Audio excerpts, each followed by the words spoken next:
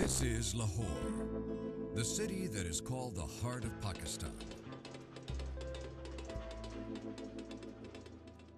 Lahore was the first home to the millions of refugees who migrated to Pakistan after the country got its independence from the British rule on 14th of August, 1947. 27 kilometers from the center of Lahore lies the historic Gateway to Freedom, called Wagha Azadi, at the international border between India and Pakistan. This is Wagha. Once a small hamlet, today Wagha is an international checkpoint and the venue of the world's most renowned retreat ceremony. This is the only place in the world where tens of thousands of people from the two countries with deep archaic rivalries gather every evening to witness the ceremony that has become the symbol of their passion.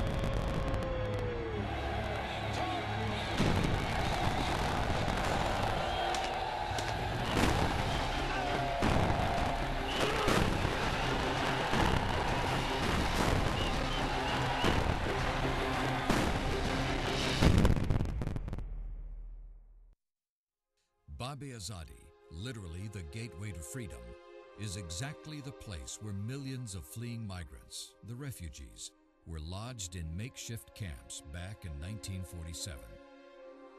When Pakistan came into being, this was the main route where most of the people came into Pakistan, those who migrated from India into Pakistan, the Muslim community majority.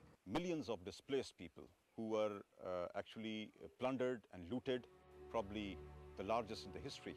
There were very horrible and unfortunate scenes at that time where the trains were burnt.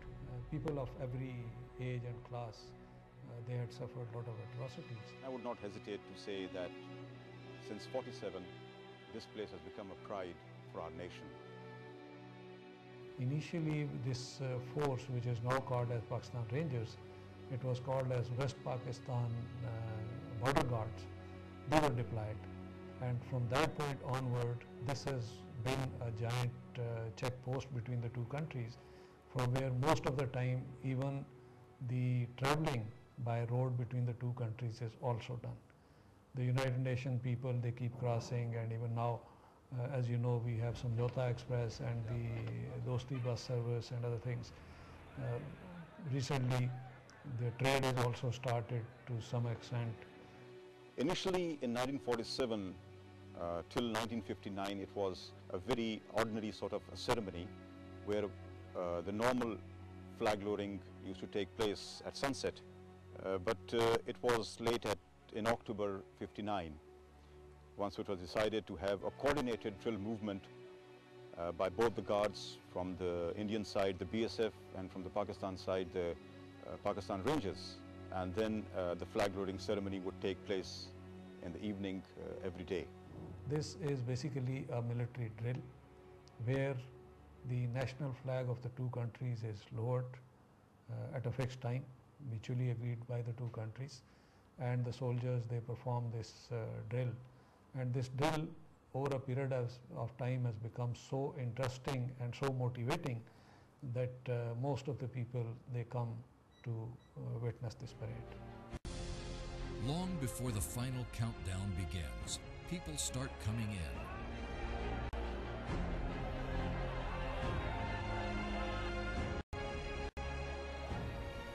Even their arrival by car, wagon, motorbikes, or any other mode of transport is a scene to behold. The crowd participation and their enthusiasm is so infectious, it even spreads among the foreign tourists who make it a point not to miss the event while visiting Lahore. My name is and I came here with my dad. He's defense attaché from Poland, and I really like Pakistan. I'm glad I came here today to see the ceremony of closing the gates. I know the history about the two countries, and I guess what's going on here is just to show not your power, but what you can, your abilities.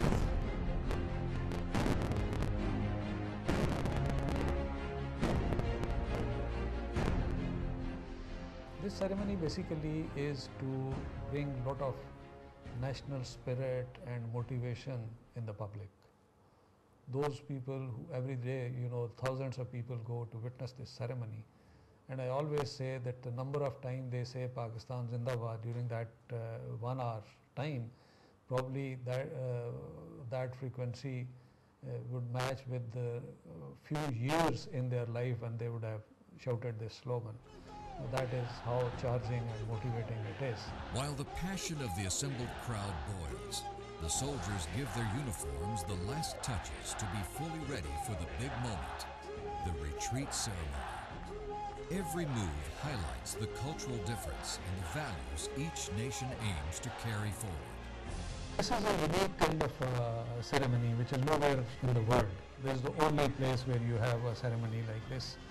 And they come to see the kind of parade which is being carried out by both the sides, and the kind of spirit and vigor being displayed, and the way this parade is carried out, and the way the audience on either side, particularly on our side, the way they are with the soldiers, they get so much involved, it looks as if they are also part of the parade. Finally, the moment that everybody was waiting for. The cautioning on both sides signals the official opening of the ceremony. The soldiers take their designated positions, while the slogans and screams are transformed into vigor and passion.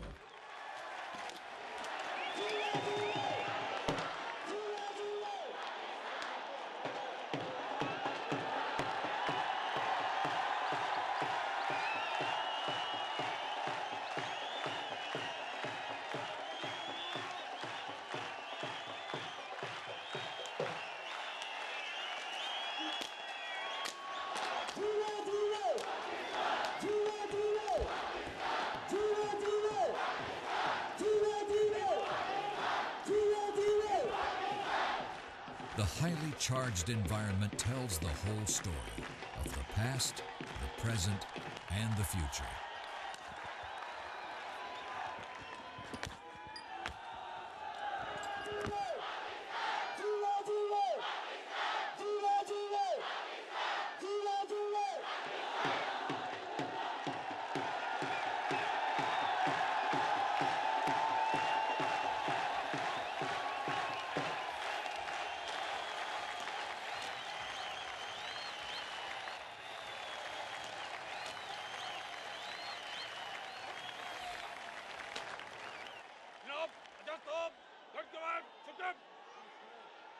The parade commences with a formal permission from the commander.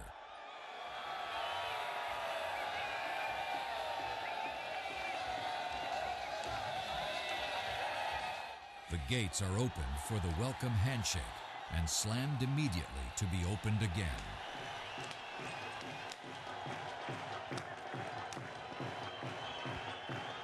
Though it all starts with a handshake, symbolizing friendship, but there is an unmistakable sense of competition going on between the soldiers taking part from both sides.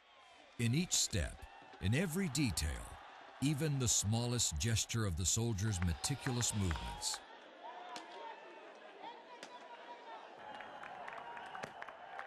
In tune with the thumping of their boots, the paraders on both sides timed the entire effort to clockwork perfection for the harmony and beauty of this extraordinary occasion. Their eye contact, the stomping of feet, the movement of arms, pulling out the chest, even the subtlety of the thumb pointing downward, all have a deeper meaning. This ceremony, while people definitely go there and enjoy, but at the same time, the message which the soldiers are conveying is that we are ready to defend our motherland. We are very much ready to defend our borders, and we would definitely dominate the enemy in every field. And at the same time, since it's a parade being carried out by both the sides, so that urge or that desire to dominate the opponent in every field is also there. Actually, now this is the climax, I would say, that the crowd is now cheering, and the crowd is actually giving a response to both the stakeholders first of all, and then those two selected individuals.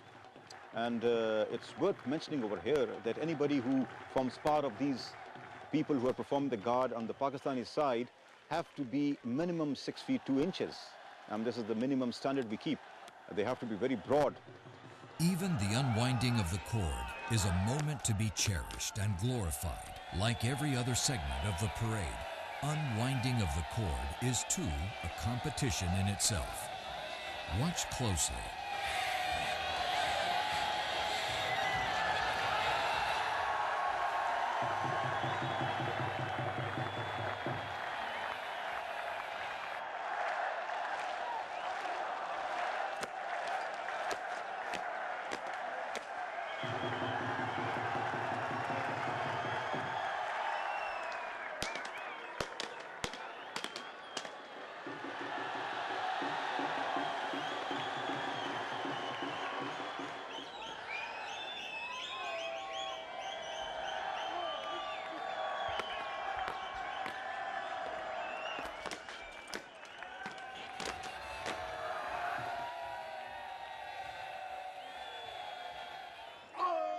Fired up by a roaring crowd, the towering Rangers Jawans, smart and elegantly dressed, lower the flag and fold it to be taken to the quarter guard.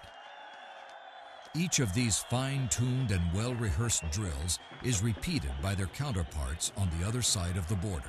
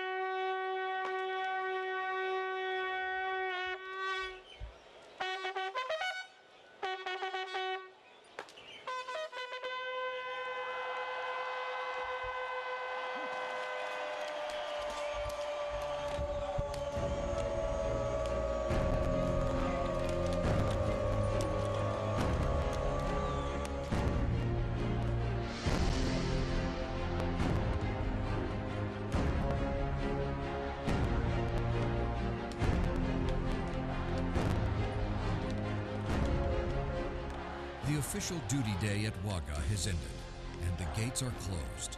The crowd carries the emotions with them. The soldiers stay and stand guard, waiting for tomorrow, another special day when they will have another chance to be the shining stars of this unique ceremony that so inspires their whole nation.